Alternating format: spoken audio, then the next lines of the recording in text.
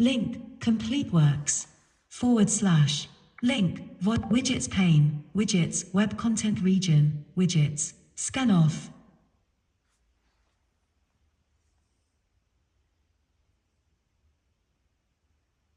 The 25th of April Good Morning Refresh, graphic.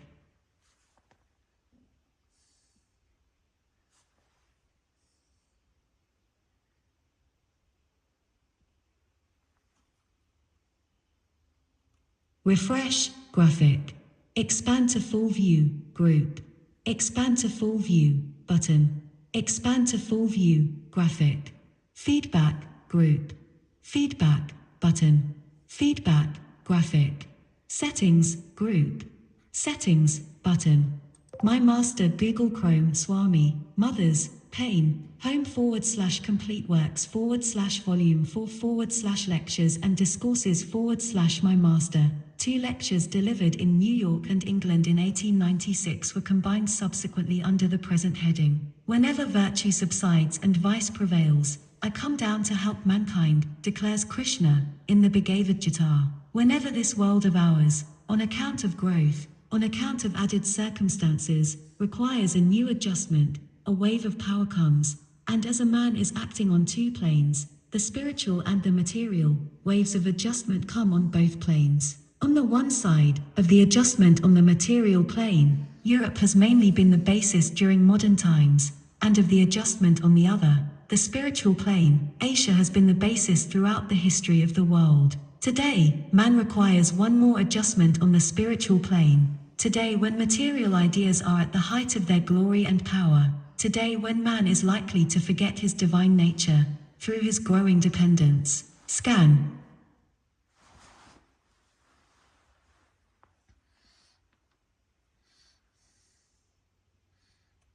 Link. Link home. Link. Complete works link volume 4 linked lectures and discourses edit heading level to my master.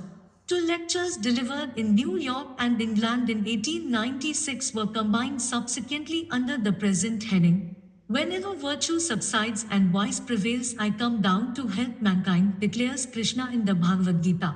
Whenever this world of ours on account of growth, on account of added circumstances requires a new adjustment, a wave of power comes, and as a man is acting on 2 planes, the spiritual and the material. Waves of adjustment come on both planes. On the one side of the adjustment on the material plane, Europe has mainly been the basis during modern times, and of the adjustment on the other, the spiritual plane, Asia has been the basis throughout the history of the world. Today man requires one more adjustment on the spiritual plane. Today when material ideas are at the height of their glory and power, today when man is likely to forget his divine nature through his growing dependence on matter, and is likely to be reduced to a mere money-making machine, an adjustment is necessary. The voice has spoken and the power is coming to drive away the clouds of gathering materialism. The power has been set in motion, which at no distant date will bring unto mankind once more the memory of its real nature, and again the place from which this power will start will be Asia. This world of ours is on the plan of the division of labor. It is vain to say that one man shall possess everything. Yet how childish we are. The baby in its ignorance thinks that its doll is the only possession that is to be coveted in this whole universe. So a nation which is great in the possession of material power thinks that that is all that is to be coveted, that that is all that is meant by progress, that that is all that is meant by civilization. And if there are other nations which do not care for possession and do not possess that power, they are not fit to live, their whole existence is useless. On the other hand, another nation may think that mere material civilization is utterly useless. From the Orient came the voice which once told the world that if a man possesses everything that is under the sun and does not possess spirituality, what avails it? This is the Oriental type, the other is the Occidental type. Each of these types has its grandeur, each has its glory. The present adjustment will be the harmonizing, the mingling of these 2 ideals. To the Oriental, the world of spirit is as real as to the Occidental is the world of senses. In the spiritual, the Oriental finds everything he wants or hopes for. In it, he finds all that makes life real to him. To the Occidental he is a dreamer, to the Oriental the Occidental is a dreamer playing with ephemeral toys, and he laughs to think that grown up men and women should make so much of a handful of matter which they will have to leave sooner or later. Each calls the other a dreamer, but the Oriental ideal is as necessary for the progress of the human race as is the Occidental, and I think it is more necessary. Machines never made mankind happy and never will make. He who is trying to make us believe this will claim that happiness is in the machine, but it is always in the mind. That man alone who is the lord of his mind can become happy and none else. And what after all is this power of machinery? Why should a man who can send a current of electricity through a wire be called a very great man and a very intelligent man? Does not nature do a million times more than that every moment? Why not then fall down and worship nature? What avails it if you have power over the whole of the world, if you have mastered every atom in the universe? That will not make you happy unless you have the power of happiness in yourself until you have conquered yourself. Man is born to conquer nature, it is true, but the Occidental means by nature only physical or external nature. It is true that external nature is majestic with its mountains and oceans and rivers and with its infinite powers and varieties. Yet there is a more majestic internal nature of man, higher than the sun, moon and stars, higher than this earth of ours, higher than the physical universe, transcending these little lives of ours. And it affords another field of study. There the Orientals excel just as the Occidentals excel in the other. Therefore it is fitting that whenever there is a spiritual adjustment it should come from the Orient. It is also fitting that when the Oriental wants to learn about machine making he should sit at the feet of the Occidental and learn from him. When the Occident wants to learn about the spirit, about God, about the soul, about the meaning and the mystery of this universe, he must sit at the feet of the Orient to learn. I am going to present before you the life of one man who has put in motion such a wave in India. But before going into the life of this man, I will try to present before you the secret of India, what India means.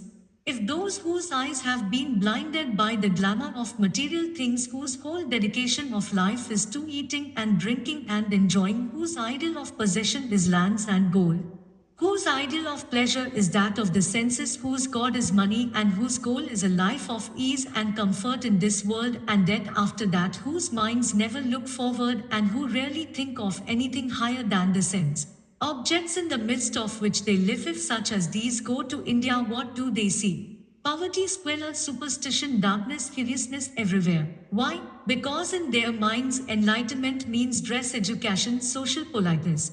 Whereas Occidental nations have used every effort to improve their material position, India has done differently. There lived the only men in the world who in the whole history of humanity never went beyond their frontiers to conquer anyone, who never coveted that which belonged to anyone else, whose only fault was that their lands were so fertile and they accumulated wealth by the hard labor of their hands and so tempted other nations to come and despoil them. They are contented to be despoiled and to be called barbarians, and in return they want to send to this world visions of the Supreme, to lay bare for the world the secrets of human nature, to rend the veil that conceals the real man, because they know the dream, because they know that behind this materialism lies the real divine nature of man, which no sin can tarnish, no crime can spoil, no lust can taint, which fire cannot burn, no water wet, which heat cannot dry, no death kill.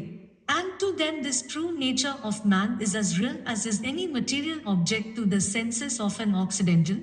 Just as you are brave to jump at the mouth of a cannon with a hurrah, just as you are brave in the name of patriotism to stand up and give up your lives for your country, so are they brave in the name of God. Then it is that when a man declares that this is a world of ideas, that it is all a dream, he casts off clothes and property to demonstrate that what he believes and thinks is true.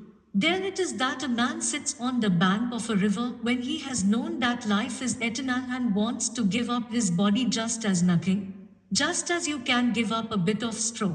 Therein lies their heroism, that they are ready to face death as a brother because they are convinced that there is no death for them. Therein lies the strength that has made them invincible through hundreds of years of oppression and foreign invasion and tyranny. The nation lives today, and in that nation, even in the days of the direst disaster, spiritual giants have never failed to arise. Asia produces giants in spirituality just as the Occident produces giants in politics, giants in science. In the beginning of the present century, when Western influence began to pour into India, when Western conquerors, sword in hand, came to demonstrate to the children of the sages that they were mere barbarians, a race of dreamers, that their religion was but mythology, and God and soul and everything they had been struggling for were mere words without meaning, that the thousands of years of struggle, the thousands of years of endless renunciation had all been in vain. The question began to be agitated among young men at the universities whether the whole national existence up to then had been a failure, whether they must begin anew on the Occidental plan, tear up their old books, burn their philosophies, drive away their preachers, and break down their temples. Did not the Occidental conqueror, the man who demonstrated his religion with sword and gun, say that all the old ways were mere superstition and idolatry? Children brought up and educated in the new schools started on the Occidental plan drank in these ideas from their childhood, and it is not to be wondered at that doubts arose. But instead of throwing away superstition and making a real search after truth, the test of truth became, what does the West say? The priests must go, the Vedas must be burned because the West has said so. Out of the feeling of unrest thus produced, there arose a wave of so-called reform in India. If you wish to be a true reformer, three things are necessary. The first is to feel. Do you really feel for your brothers? Do you really feel that there is so much misery in the world, so much ignorance and superstition? Do you really feel that men are your brothers? Does this idea come into your whole being? Does it run with your blood? Does it tingle in your veins? Does it course through every nerve and filament of your body? Are you full of that idea of sympathy? If you are, that is only the first step. You must think next if you have found any remedy. The old ideas may be all superstition, but in and round these masses of superstition are nuggets of gold and truth. Have you discovered means by which to keep that gold alone without any of the dross? If you have done that, that is only the second step. One more thing is necessary. What is your motive? Are you sure that you are not actuated by greed of gold, by thirst for fame or power? Are you really sure that you can stand to your ideals and work on even if the whole world wants to crush you down? Are you sure you know what you want and will perform your duty, and that alone, even if your life is at stake? Are you sure that you will persevere so long as life endures, so long as there is one pulsation left in the heart? Then you are a real reformer, you are a teacher, a master, a blessing to mankind. But man is so impatient, so short-sighted. He has not the patience to wait, he has not the power to see. He wants to rule, he wants results immediately. Why? He wants to reap the fruits himself and does not really care for others. Duty for duty's sake is not what he wants. To work you have the right, but not to the fruits thereof, says Krishna. Why cling to results? Ours are the duties, let the fruits take care of themselves. But man has no patience, he takes up any scheme. The larger number of would-be reformers all over the world can be classed under this heading. As I have said, the idea of reform came to India when it seemed as if the wave of materialism that had invaded her shores would sweep away the teachings of the sages. But the nation had borne the shocks of 1,000 such waves of change. This one was mild in comparison. Wave after wave had flooded the land, breaking and crushing everything for hundreds of years. The sword had flashed and victory unto Allah had rent the skies of India, but these floods subsided, leaving the national ideals unchanged. The Indian nation cannot be killed. Deathless it stands, and it will stand so long as that spirit shall remain as the background, so long as her people do not give up their spirituality.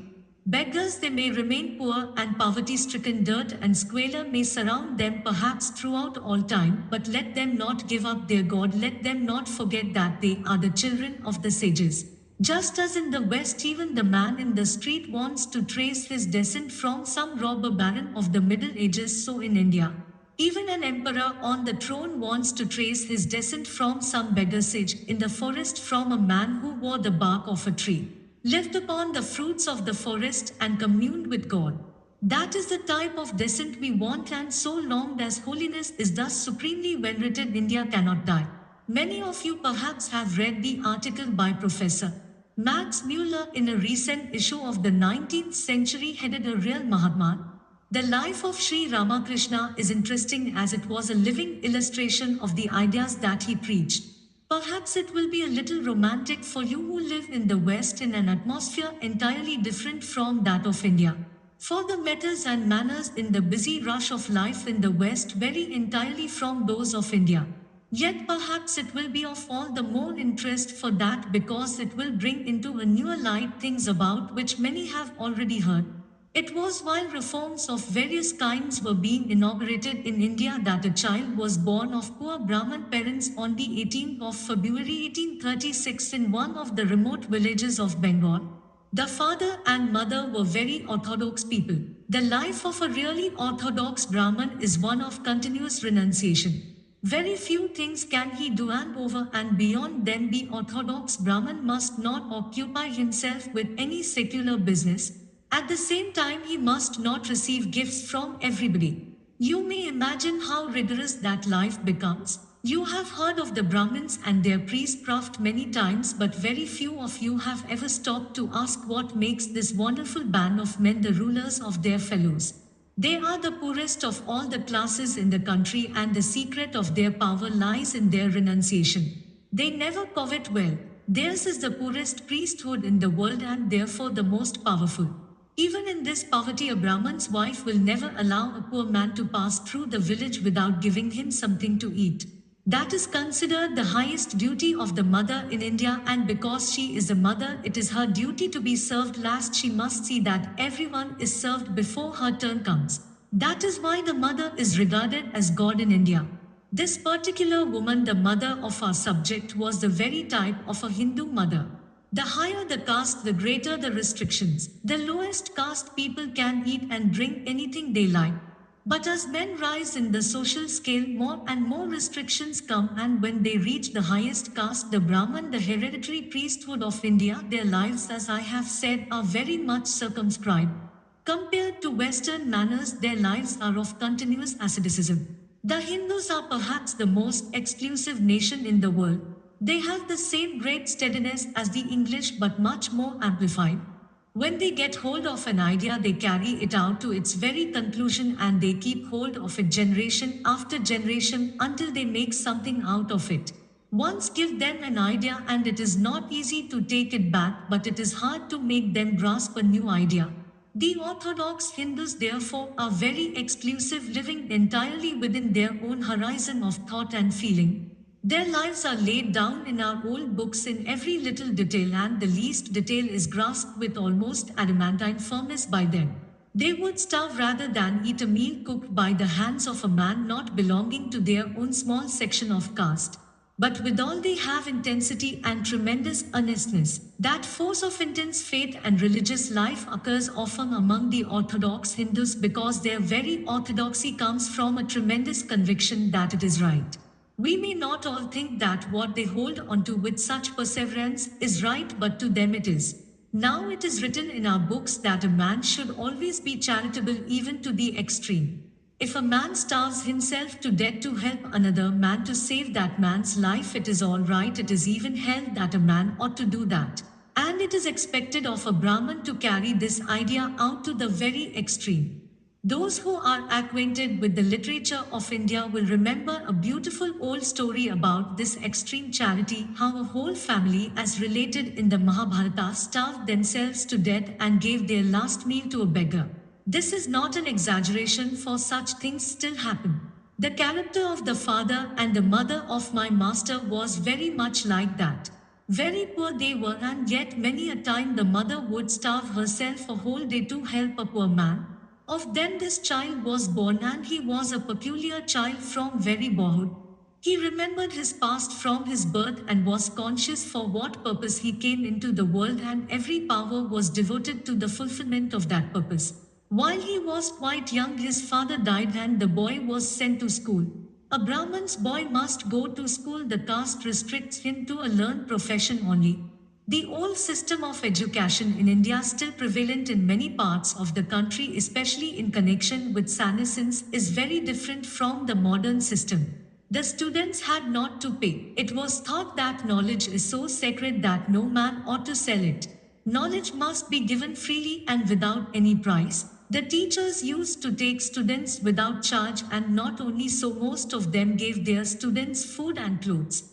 To support these teachers, the wealthy families on certain occasions, such as a marriage festival or at the ceremonies for the dead, made gifts to them. They were considered the first and foremost claimants to certain gifts, and they in their turn had to maintain their students. So, whenever there is a marriage, especially in a rich family, these professors are invited and they attend and discuss various subjects. This boy went to one of these gatherings of professors, and the professors were discussing various topics such as logic or astronomy, subjects much beyond his age. The boy was peculiar, as I have said, and he gathered this moral out of it. This is the outcome of all their knowledge. Why are they fighting so hard? It is simply for money. The man who can show the highest learning here will get the best pair of cloth, and that is all these people are struggling for. I will not go to school anymore. And he did not. That was the end of his going to school. But this boy had an elder brother, a learned professor, who took him to Calcutta, however, to study with him.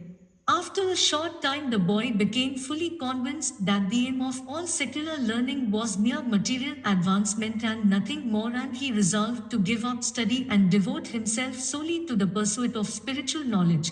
The father being dead, the family was very poor, and this boy had to make his own living. He went to a place near Calcutta and became a temple priest.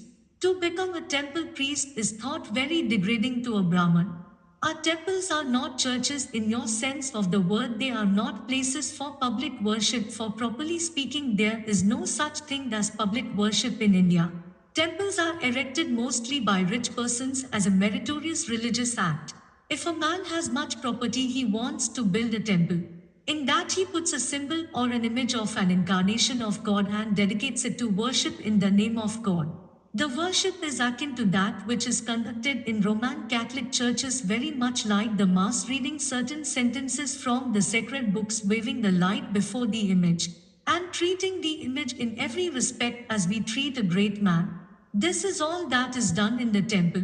The man who goes to a temple is not considered thereby a better man than he who never goes. More properly, the latter is considered the more religious man, for religion in India is to each man his own private affair. In the house of every man there is either a little chapel or a room set apart, and there he goes morning and evening, sits down in a corner, and there does his worship. And this worship is entirely mental, for another man does not hear or know what he is doing. He sees him only sitting there and perhaps moving his fingers in a peculiar fashion or closing his nostrils and breathing in a peculiar manner. Beyond that, he does not know what his brother is doing, even his wife perhaps will not know. Thus, all worship is conducted in the privacy of his own home. Those who cannot afford to have a chapel go to the banks of a river or a lake or the sea if they live at the seaside. But people sometimes go to worship in a temple by making salutation to the image. There their duty to the temple ends. Therefore you see it has been held from the most ancient times in our country, legislated upon by Manu, that it is a degenerating occupation to become a temple priest. Some of the books say it is so degrading as to make a Brahmin worthy of reproach. Just as with education, but in a far more intense sense with religion, there is the other idea behind it, that the temple priests who take fees for their work are making merchandise of sacred things. So you may imagine the feelings of that boy when he was forced through poverty to take up the only occupation open to him, that of a temple priest. There have been various poets in Bengal whose songs have passed down to the people. They are sung in the streets of Calcutta and in every village. Most of these are religious songs, and their one central idea, which is perhaps peculiar to the religions of India, is the idea of realization. There is not a book in India on religion which does not breathe this idea. Man must realize God, feel God, see God, talk to God. That is religion. The Indian atmosphere is full of stories of saintly persons having visions of God. Such doctrines form the basis of their religion, and all these ancient books and scriptures are the writings of persons who came into direct contact with spiritual facts. These books were not written for the intellect, nor can any reasoning understand them, because they were written by men who saw the things of which they wrote, and they can be understood only by men who have raised themselves to the same height.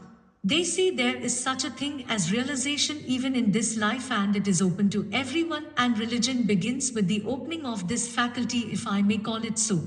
This is the central idea in all religions, and this is why we may find one man with the most finished oratorical powers or the most convincing logic, preaching the highest doctrines and yet unable to get people to listen to him, while we may find another a poor man who scarcely can speak the language of his own motherland, yet half the nation worships him in his own lifetime as God. When in India the idea somehow or other gets abroad that a man has raised himself to that state of realization that religion is no more a matter of conjecture to him, that he is no more groping in the dark in such momentous questions as religion, the immortality of the soul and God, people come from all quarters to see him, and gradually they begin to worship him. In the temple was an image of the blissful mother. This boy had to conduct the worship morning and evening, and by degrees this one idea filled his mind: is there anything behind these images? Is it true that there is a mother of bliss in the universe? Is it true that she lives and guides the universe, or is it all a dream? Is there any reality in religion? This skepticism comes to the Hindu child. It is the skepticism of our country, is this that we are doing real? And theories will not satisfy us, although there are ready at hand almost all the theories that have ever been made with regard to God and soul. Neither books nor theories can satisfy us. The one idea that gets hold of thousands of our people is this idea of realization. Is it true that there is a God? If it be true, can I see him? Can I realize the truth? The Western mind may think all this very impracticable, but to us it is intensely practical. For this their lives. You have just heard how from the earliest times there have been persons who have given up all comforts and luxuries to live in caves, and hundreds have given up their homes to weep bitter tears of misery on the banks of sacred rivers in order to realize this idea, not to know in the ordinary sense of the word, not intellectual understanding, not a mere rationalistic comprehension of the real thing, not mere groping in the dark, but intense realization, much more real than this world is to our senses. That is the idea. I do not advance any proposition as to that just now, but that is the one fact that is impressed upon them. Thousands will be killed, other thousands will be ready. So upon this one idea the whole nation for thousands of years have been denying and sacrificing themselves. For this idea thousands of Hindus every year give up their homes, and many of them die through the hardships they have to undergo. To the Western mind this must seem most visionary, and I can see the reason for this point of view. But though I have resided in the West, I still think this idea the most practical thing in life. Every moment I think of anything else is so much lost to me, even the marvels of earthly sciences, everything is vain if it takes me away from that thought. Life is but momentary, whether you have the knowledge of an angel or the ignorance of an animal.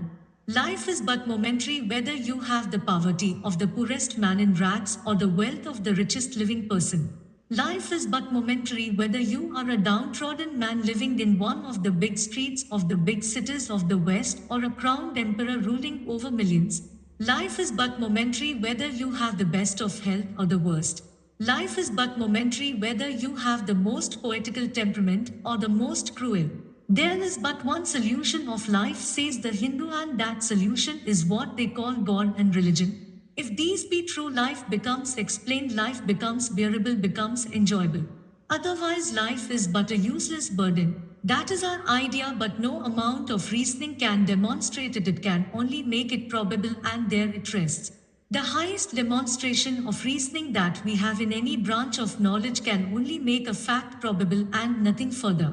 The most demonstrable facts of physical science are only probabilities, not facts yet.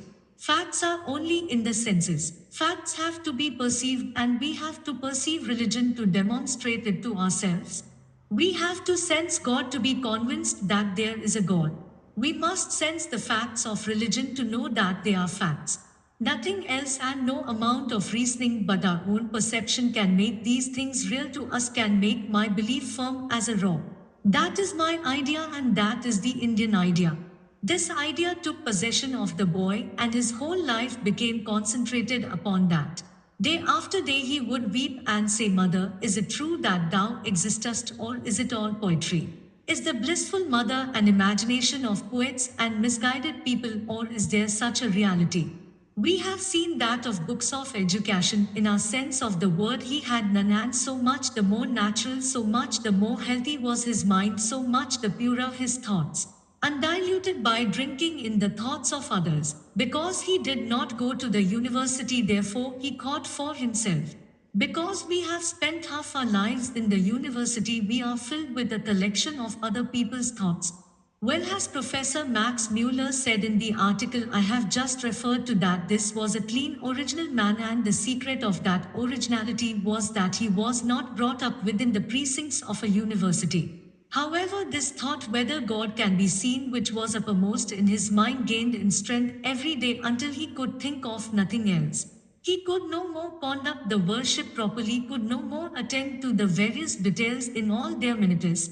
Often he would forget to place the food offering before the image, sometimes he would forget to wave the light, at other times he would wave it for hours and forget everything else. And that one idea was in his mind every day, is it true that thou existest, O Mother? Why dost thou not speak? Art thou dead? Perhaps some of us here will remember that there are moments in our lives when, tired of all these ratiocinations of dull and dead logic, tired of plodding through books which after all teach us nothing, become nothing but a sort of intellectual opium meeting, we must have it at stated times, or we die tired with all this. The heart of our heart sends out a wail, is there no one in this universe who can show me the light? If thou art, show the light unto me. Why dost thou not speak? Why dost thou make thyself so scarce? Why send so many messengers and not thyself come to me? In this world of fights and factions, whom am I to follow and believe? If thou art the God of every man and woman alike, why comest thou not to speak to thy child and see if he is not ready? Well, to us all come such thoughts in moments of great depression, but such are the temptations surrounding us that the next moment we forget.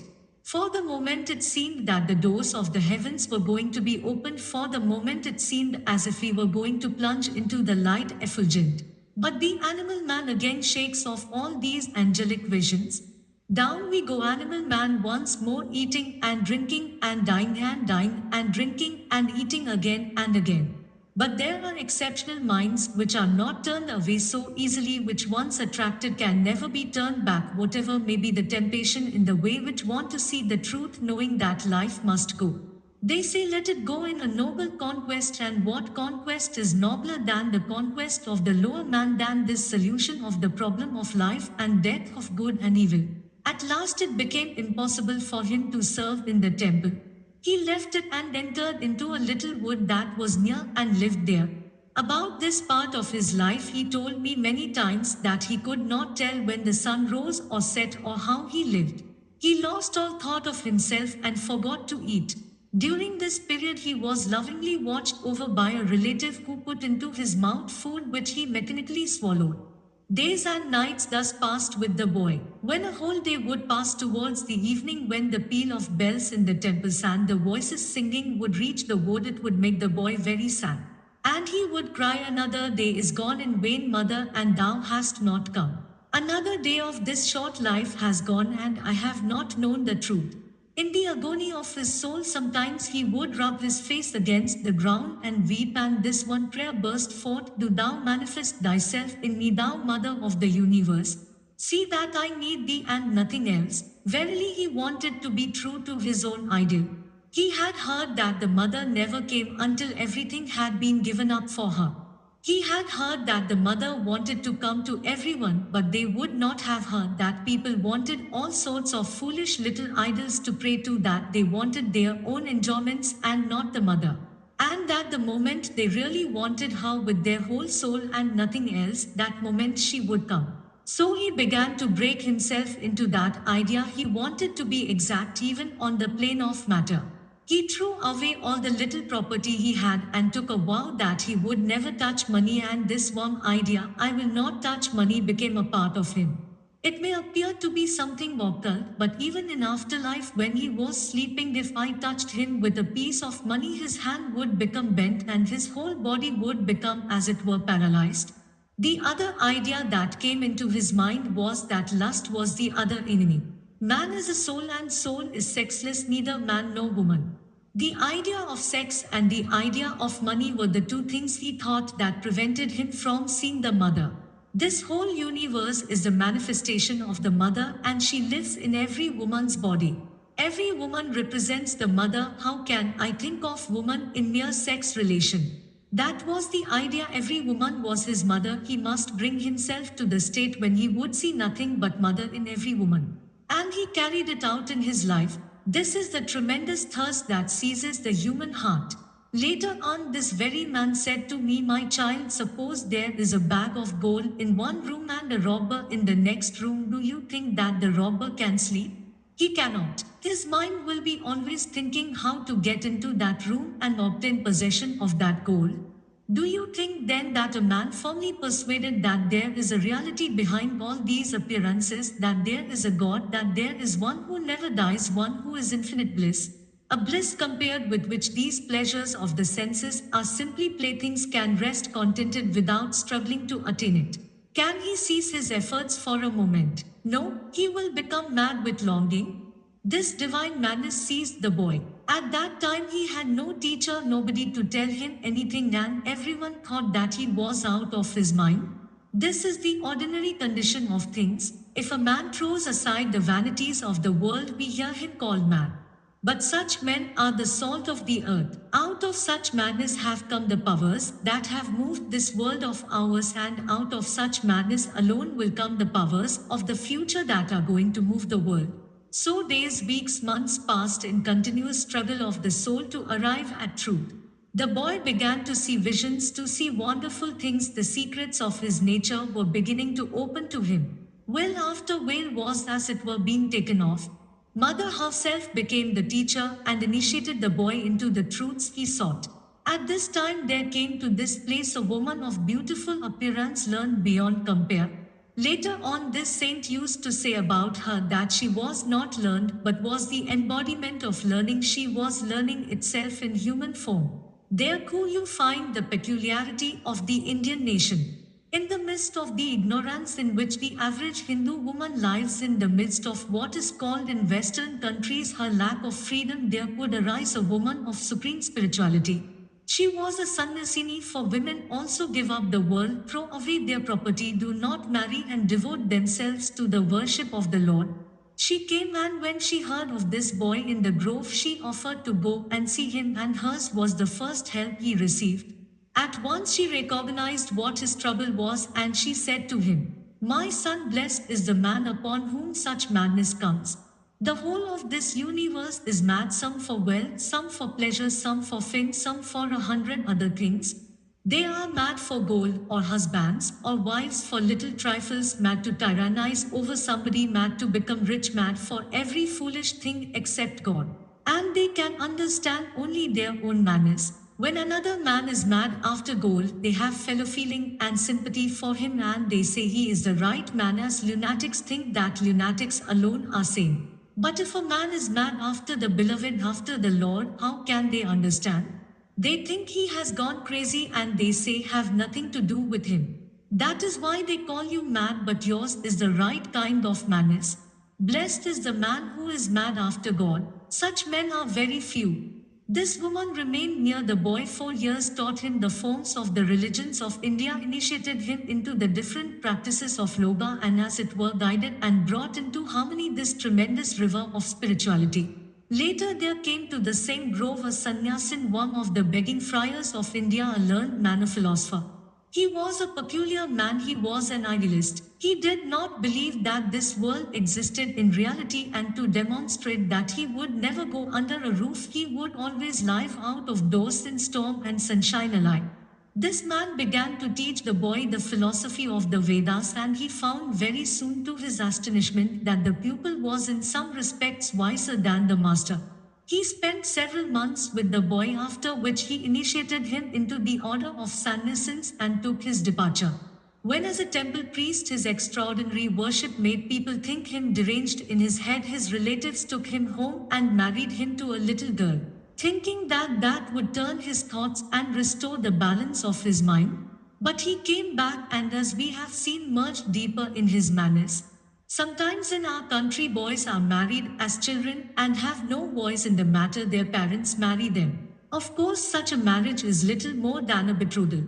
When they are married, they still continue to live with their parents, and the real marriage takes place when the wife grows older. Then it is customary for the husband to go and bring his bride to his own home. In this case, however, the husband had entirely forgotten that he had a wife.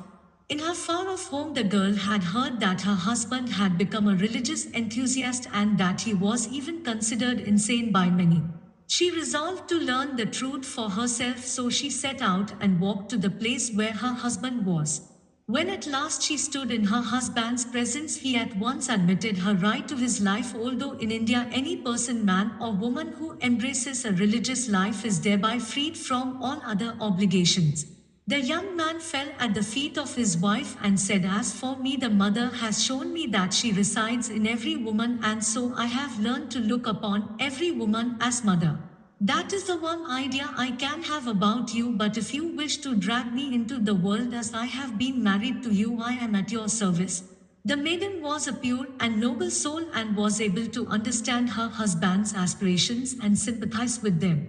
She quickly told him that she had no wish to drag him down to a life of worldliness, but that all she desired was to remain near him, to serve him, and to learn of him. She became one of his most devoted disciples, always revering him as a divine being. Thus, through his wife's consent, the last barrier was removed and he was free to lead the life he had chosen. The next desire that seized upon the soul of this man was to know the truth about the various religions. Up to that time, he had not known any religion but his own. He wanted to understand what other religions were like. So he sought teachers of other religions. By teachers, you must always remember what we mean in India, not a bookworm, but a man of realization, one who knows truth first hand and not through an intermediary.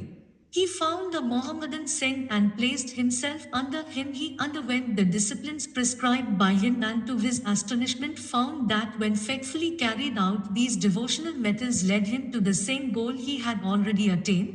He gathered similar experience from following the true religion of Jesus the Christ. He went to all the sects he could find, and whatever he took up he went into with his whole heart. He did exactly as he was told, and in every instance he arrived at the same result. Thus, from actual experience, he came to know that the goal of every religion is the same, that each is trying to teach the same thing, the difference being largely in method and still more in language. At the core, all sects and all religions have the same aim, and they were only quarreling for their own selfish purposes. They were not anxious about the truth, but about my name and your name. Two of them preached the same truth, but one of them said, "That cannot be true, because I have not put upon it the seal of my name. Therefore do not listen to him." And the other man said, "Do not hear him, although he is preaching very much the same thing, yet it is not true, because he does not preach it in my name." That is what my master found, and he then set about to learn humility, because he had found that the one idea in all religions is not me but thou, and he who says not me, the Lord, fills his heart. The less of this little I, the more of God there is in him. That he found to be the truth in every religion in the world, and he set himself to accomplish this.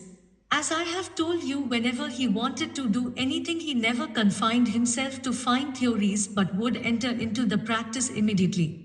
We see many persons talking the most wonderfully fine things about charity and about equality and the rights of other people and all that, but it is only in theory. I was so fortunate as to find one who was able to carry theory into practice. He had the most wonderful faculty of carrying everything into practice which he thought was right. Now there was a family of pariahs living near the place. The Paryas number several millions in the whole of India and are a sect of people so low that some of our books say that if a Brahmin coming out from his house sees the face of a Parya, he has to fast that day and recite certain prayers before he becomes holy again. In some Hindu cities, when a Parya enters, he has to put a crow's feather on his head as a sign that he is a Parya and he has to cry aloud, "Save yourselves." The Parya is passing through the street and you will find people flying off from him as if by magic, because if they touch him by chance, they will have to change their clothes, bathe, and do other things. And the Parya for thousands of years has believed that it is perfectly right that his touch will make everybody unholy. Now my master would go to a Parya and ask to be allowed to clean his house. The business of the Parya is to clean the streets of the cities and to keep houses clean. He cannot enter the house by the front door, by the back door he enters, and as soon as he has gone, the whole place over which he has passed is sprinkled with and made holy by a little Ganga water. By birth the Brahman stands for holiness and the Parya for the very rivers. And this Brahman asks to be allowed to do the menial services in the house of the Parya. The Parya, of course, could not allow that, for they all think that if they allow a Brahman to do such menial work, it will be an awful sin and they will become extinct. The Parya would not permit it, so in the dead of night, when all were sleeping, Ramakrishna would enter the house. He had long hair and with his hair he would wipe the place, saying, "Oh my mother, make me the servant of the Parya, make me feel that I am even lower than the Parya. They worship me best who worship my worshippers. These are all my children, and your privilege is to serve them," is the teaching of Hindu scriptures. There were various other preparations which would take a long time to relate, and I want to give you just a sketch of his life. For years he thus educated himself. One of the sadhanas was to root out the sex idea. Soul has no sex, it is neither male nor female. It is only in the body that sex exists, and the man who desires to reach the spirit cannot at the same time hold to sex distinctions. Having been born in a masculine body, this man wanted to bring the feminine idea into everything. He began to think that he was a woman, he dressed like a woman, spoke like a woman, gave up the occupations of men and lived in the household among the women of a good family until, after years of this discipline, his mind became changed and he entirely forgot the idea of sex. Thus the whole view of life became changed to him. We hear in the West about worshipping woman, but this is usually for her youth and beauty. This man meant by worshipping woman that to him every woman's face was that of the blissful mother and nothing but that. I myself have seen this man standing before those women whom society would not touch and falling at their feet, bathed in tears, saying, "Mother, in one form thou art in the street, and in another form thou art the universe. I salute thee, Mother, I salute thee." Think of the blessedness of that life from which all carnality has vanished, which can look upon every woman with that love and reverence when every woman's face becomes transfigured and only the face of the Divine Mother, the blissful one, the protectress of the human race, shines upon it. That is what we want. Do you mean to say that the divinity back of a woman can ever be cheated? It never was and never will be. It always asserts itself. Unfailingly, it detects fraud, it detects hypocrisy, unerringly, it feels the warmth of truth, the light of spirituality, the holiness of purity. Such purity is absolutely necessary if real spirituality is to be attained. This rigorous, unsullied purity came into the life of that man. All the struggles which we have in our lives were past for him. His hard-earned jewels of spirituality, for which he had given 3/4 of his life, were now ready to be given to humanity, and then began his mission. His teaching and preaching were peculiar. In our country, a teacher is a most highly venerated person. He is regarded as God himself. We have not even the same respect for our father and mother. Father and mother give us our body, but the teacher shows us the way to salvation. We are his children, we are born in the spiritual line of the teacher. All Hindus come to pay respect to an extraordinary teacher, they crowd around him. And here was such a teacher, but the teacher had no thought whether he was to be respected or not. He had not the least idea that he was a great teacher. He thought that it was mother who was doing everything and not he. He always said, if any good comes from my lips, it is the mother who speaks. What have I to do with it? That was his one idea about his work, and to the day of his death, he never gave it up. This man sought no one. His principle was first form character, first earn spirituality, and results will come of themselves. His favorite illustration was, when the lotus opens, the bees come of their own accord to seek the honey. So let the lotus of your character be full blown, and the results will follow. This is a great lesson to learn. My master taught me this lesson hundreds of times, yet I often forget it. Few understand the power of thought. If a man goes into a cave, shuts himself in, and thinks one really great thought and dies, that thought will penetrate the walls of that cave, vibrate through space, and at last permeate the whole human race. Such is the power of thought. Be in no hurry, therefore, to give your thoughts to others. First, have something to give. He alone teaches who has something to give, for teaching is not talking, teaching is not imparting doctrines, it is communicating. Spirituality can be communicated just as really as I can give you a flower. This is true in the most literal sense. This idea is very old in India and finds illustration in the West in the theory, in the belief of apostolic succession. Therefore, first make character, that is the highest duty you can perform. Know truth for yourself, and there will be many to whom you can teach it. Afterwards, they will all come. This was the attitude of my master. He criticized no one. For years I lived with that man, but never did I hear those lips utter one word of condemnation for any sect. He had the same sympathy for all sects. He had found the harmony between them. A man may be intellectual or devotional or mystic or active. The various religions represent one or the other of these types. Yet it is possible to combine all the four in one man, and this is what future humanity is going to do. That was his idea. He condemned no one but saw the good in all. People came by thousands to see and hear this wonderful man who spoke in a patois, every word of which was forceful and instinct with light. For it is not what is spoken, much less the language in which it is spoken, but it is the personality of the speaker which dwells in everything he says that carries weight.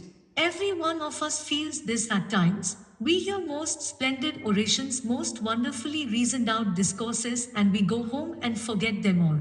At other times, we hear a few words in the simplest language, and they enter into our lives, become part and parcel of ourselves, and produce lasting results. The words of a man who can put his personality into them take effect, but he must have tremendous personality. All teaching implies giving and taking. The teacher gives and the taught receives, but the one must have something to give and the other must be open to receive. This man came to live near Calcutta, the capital of India, the most important university town in our country, which was sending out skeptics and materialists by the hundreds every year. Yet many of these university men, skeptics and agnostics, used to come and listen to him. I heard of this man and I went to hear him. He looked just like an ordinary man with nothing remarkable about him. He used the most simple language, and I thought, can this man be a great teacher? Crept near to him and asked him the question which I had been asking others all my life: do you believe in God? Sir. Yes, he replied. Can you prove it, sir? Yes. How? Because I see him just as I see you here, only in a much intenser sense. That impressed me at once. For the first time, I found a man who dared to say that he saw God, that religion was a reality to be felt, to be sensed in an infinitely more intense way than we can sense the world. I began to go to that man day after day, and I actually saw that religion could be given. One touch, one glance can change a whole life. I have read about Buddha and Christ and Muhammad, about all those different luminaries of ancient times, how they would stand up and say, "Be thou whole," and the man became whole. I now found it to be true, and when I myself saw this man, all skepticism was brushed aside. It could be done, and my master used to say religion can be given and taken more tangibly, more really than anything else in the world. Be therefore spiritual, first have something to give, and then stand before the world and give it. Religion is not talk or doctrines or theories, nor is it sectarianism. Religion cannot live in sects and societies. It is the relation between the soul and God. How can it be made into a society? It would then degenerate into business, and wherever there are business and business principles in religion, spirituality dies. Religion does not consist in erecting temples or building churches or attending public worship. It is not to be found in books or in words or in lectures or in organizations. Religion consists in realization. As a fact, we all know that nothing will satisfy us until we know the truth for ourselves.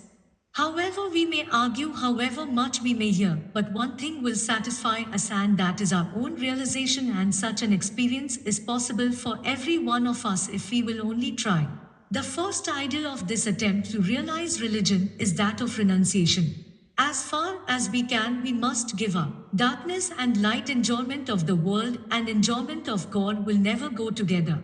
Ye cannot serve God and mammon. Let people try it if they will, and I have seen millions in every country who have tried, but after all it comes to nothing. If one word remains true in the saying, it is give up everything for the sake of the Lord. This is a hard and long task, but you can begin it here and now. Bit by bit, we must go towards it. The second idea that I learned from my master, and which is perhaps the most vital, is the wonderful truth that the religions of the world are not contradictory or antagonistic. They are but various phases of one eternal religion. That one eternal religion is applied to different planes of existence, is applied to the opinions of various minds and various races.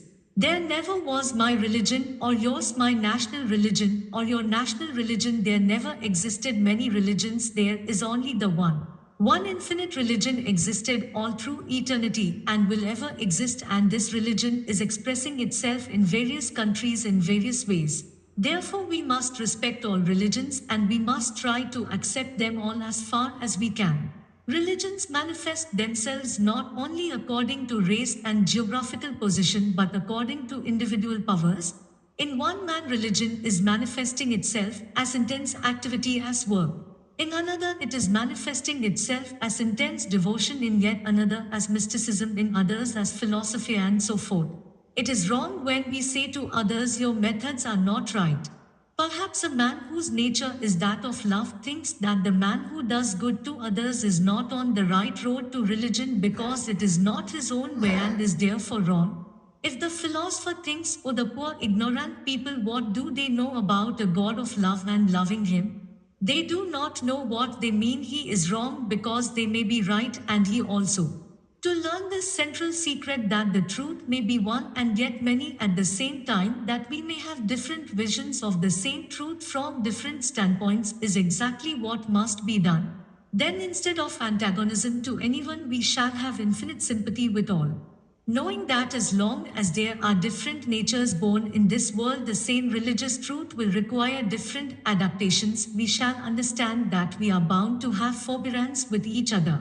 Just as nature is unity in variety and infinite variation in the phenomenal as in and through all these variations of the phenomenal runs the infinite, the unchangeable, the absolute unity, so it is with every man. The microcosm is but a miniature repetition of the macrocosm. In spite of all these variations, in and through them all runs this eternal harmony, and we have to recognize this. This idea above all other ideas I find to be the crying necessity of the day. Coming from a country which is a hotbed of religious sects, and to which, through its good fortune or ill fortune, everyone who has a religious idea wants to send an advance. God, I have been acquainted from my childhood with the various sects of the world. Even the Mormons come to preach in India. Welcome them all. That is the soil on which to preach religion. There it takes root more than in any other country. If you come and teach politics to the Hindus, they do not understand. But if you come to preach religion, however curious it may be, you will have hundreds and thousands of followers in no time. And you have every chance of becoming the living God in your lifetime. I am glad it is so. It is the one thing we want in India. The sects among the Hindus are various, a great many in number, and some of them apparently hopelessly contradictory. Yet they all tell you they are but different manifestations of religion. As different rivers taking their start from different mountains running crooked or straight all come and mingle their waters in the ocean, so the different sects with their different points of wide at last all come unto thee. This is not a theory, it has to be recognized, but not in that patronizing way which we see with some people. Oh, yes, there are some very good things in it. These are what we call the ethnical religions. These ethnical religions have some good in them. Some even have the most wonderfully liberal idea that other religions are all little bits of a prehistoric evolution, but ours is the fulfillment of things. One man says because his is the oldest religion, it is the best. Another makes the same claim because his is the latest. We have to recognize that each one of them has the same saving power as the other. What you have heard about their difference, whether in the temple or in the church, is a mass of superstition. The same God answers all, and it is not you or I or any body of men that is responsible for the safety and salvation of the least little bit of the soul. The same Almighty God is responsible for all. I do not understand how people declare themselves to be believers in God and at the same time think that God has handed over to a little body of men all truth, and that they are the guardians of the rest of humanity. How can you call that religion? Religion is realization, but mere talk, mere trying to believe, mere groping in darkness, mere parroting the words of ancestors and thinking it is religion. Mere making a political something out of the truths of religion is not religion at all. In every sect, even among the Mohammedans, whom we always regard as the most exclusive, even among them we find that wherever there was a man trying to realize religion, from his lips have come the fiery words, Thou art the Lord of all, Thou art in the heart of all, Thou art the guide of all. Thou art the teacher of all, and Thou carest infinitely more for the land of Thy children than we can ever do. Do not try to disturb the faith of any man. If you can give him something better, if you can get hold of a man where he stands and give him a push upwards, do so, but do not destroy what he has. The only true teacher is he who can convert himself as it were into 1,000 persons at a moment's notice. The only true teacher is he who can immediately come down to the level of the student and transfer his soul to the student's soul and see through the student's eyes and hear through his ears and understand through his mind. Such a teacher can really teach and none else. All these negative, breaking down, destructive teachers that are in the world can never do any good. In the presence of my master, I found out that man could be perfect even in this body. Those lips never cursed anyone, never even criticized anyone. Those eyes were beyond the possibility of seeing evil. That mind had lost the power of thinking evil. He saw nothing but good. That tremendous purity, that tremendous renunciation is the one secret of spirituality. Neither true wealth nor true progeny, but true renunciation alone is immortality to be reached, say the Vedas. Sell all that thou hast and give to the poor and follow me, says the Christ. So all great saints and prophets have expressed it and have carried it out in their lives. How can great spirituality come without that renunciation? Renunciation is the background of all religious thought wherever it be, and you will always find that as this idea of renunciation lessens, the more will the senses creep into the field of religion. And spirituality will decrease in the same ratio. That man was the embodiment of renunciation. In our country, it is necessary for a man who becomes a sannyasin to give up all worldly wealth and position, and this my master carried out literally. There were many who would have felt themselves blessed if he would only have accepted a present from their hands, who would gladly have given him thousands of rupees if he would have taken them. But these were the only men from whom he would turn away. He was a triumphant example, a living realization of the complete conquest of lust and of desire for money. He was beyond all ideas of either, and such men are necessary for this century. Such renunciation is necessary in these days when men have begun to think that they cannot live a month without what they call their necessities, and which they are increasing out of all proportion. It is necessary in a time like this that a man should arise to demonstrate to the skeptics of the world that there yet breathes a man who does not care a straw for all the gold or all the fame that is in the universe. Yet there are such men. The other idea of his life was intense love for others. The first part of my master's life was spent in acquiring spirituality and the remaining years in distributing it. People in our country have not the same customs as you have in visiting a religious teacher or a sannyasin. Somebody would come to ask him about something, some perhaps would come hundreds of miles walking all the way just to ask one question, to hear one word from him, tell me one word for my salvation. That is the way they come. They come in numbers unceremoniously to the place where he is mostly to be found. They may find him under a tree and question him, and before one set of people has gone, others have arrived. So, if a man is greatly revered, he will sometimes have no rest day or night. He will have to talk constantly. For hours, people will come pouring in, and this man will be teaching them. So men came in crowds to hear him, and he would talk 20 hours in the 24, and that not for one day, but for months and months, until at last the body broke down under the pressure of this tremendous strain. His intense love for mankind would not let him refuse to help even the humblest of the thousands who sought his aid. Gradually there developed a vital throat disorder, and yet he could not be persuaded to refrain from these exertions. As soon as he heard that people were asking to see him, he would insist upon having them admitted and would answer all their questions.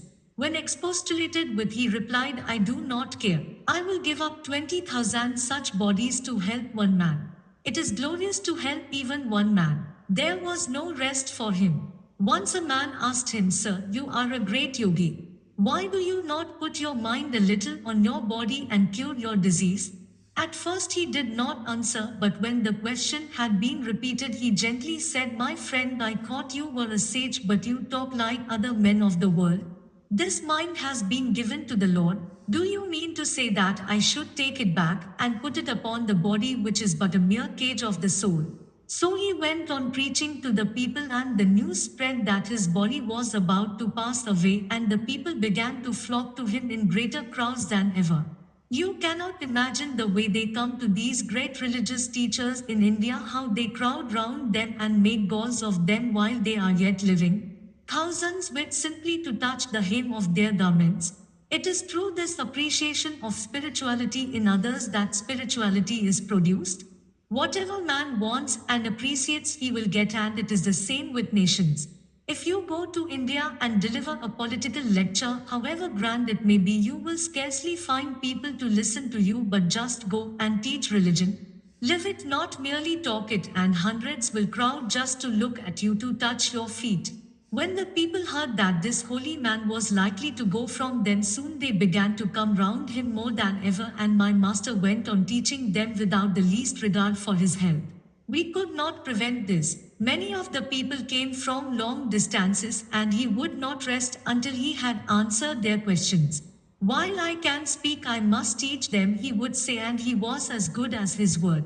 One day he told us that he would lay down the body that day, and repeating the most sacred word of the Vedas, he entered into Samadhi and passed away. His thoughts and his message were known to very few capable of giving them out. Among others, he left a few young boys who had renounced the world and were ready to carry on his work. Attempts were made to crush them, but they stood firm, having the inspiration of that great life before them. Having had the contact of that blessed life for years, they stood their ground. These young men, living their sunnisance, begged through the streets of the city where they were born, although some of them came from high families. At first they met with great antagonism, but they persevered and went on from day to day, spreading all over India the message of that great man, until the whole country was filled with the ideas he had preached. This man from a remote village of Bengal, without education, by the sheer force of his own determination, realized the truth and gave it to others, leaving only a few young boys to keep it alive. Today the name of Sri Ramakrishna Paramahamsa is known all over India to its millions of people.